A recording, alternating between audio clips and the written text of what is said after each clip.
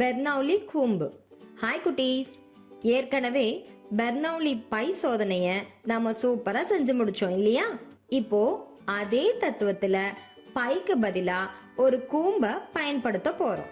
இந்த சோதனையை செய்ய நமக்கு ஒரு செவ்வக வடிவ பேப்பர், ஒரு கார்ட்போர்ட், அதை பைப் மாதிரி ஆக்கிக்கணும். அப்புறம் ஒட்டுற டேப், இதெல்லாம் தேவை. முதல்ல இந்த பேப்பரை மளிகை கடையில நம்ம கடைக்காரர் பொட்டலம் சுருட்டுற மாதிரி நாம சுத்திக்கணும்.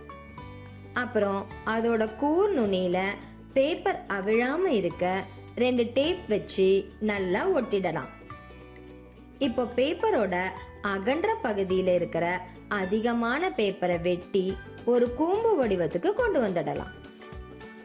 இப்போ கூம்புக்குள்ள பார்த்தா ஒரு சின்ன துளை தெரியும். இப்போ கத்தரிக்கோலால கூம்போட நுனிய வெட்டி துளைய கொஞ்சம் பெருசாக்கலாம். இது வழியா நாம செஞ்ச கார்ட்போர்டு பைப்பை உள்ள நுழைச்சி வெளியே எடுத்து அதுலயும் டேப் வச்சு ஒட்டிடலாம். இப்போ அந்த பைப்ல வேகமா வாய் வச்சு ஊதினா அந்த கூம்பு சுருங்கிடும். என்ன ஆச்சரியமா இருக்கா? எப்படி இது நடந்ததுன்னு ஆச்சரியமா இருக்கா? காரணம், நாம ஊதும் போது கூம்புக்குள்ள இருந்த காத்த ஊதிடுறோம். அதனால அங்க ஒரு குறைந்த காற்றழுத்தம் உருவாகுது. அப்போ அதை சரி செய்ய வெளியிலிருந்து காத்து உள்ள வர பார்க்கும்.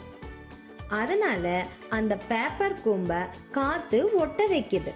என்ன சூப்பரா இருந்ததா இந்த பெர்னௌலியோட கூம்பு சோதனை? பாய்ம வேகம் அதிகரிக்கும் போது அந்த பாய்மத்தின் அழுத்தம் குறையும். இதுவே பெர்னௌலி தத்துவம். வேகமாக ஊதும் போது காற்றின் வேகம் அதிகமா இருக்கும். அந்த இடத்துல அழுத்தம் குறையும். அதனால கூம்பு சுருங்குது.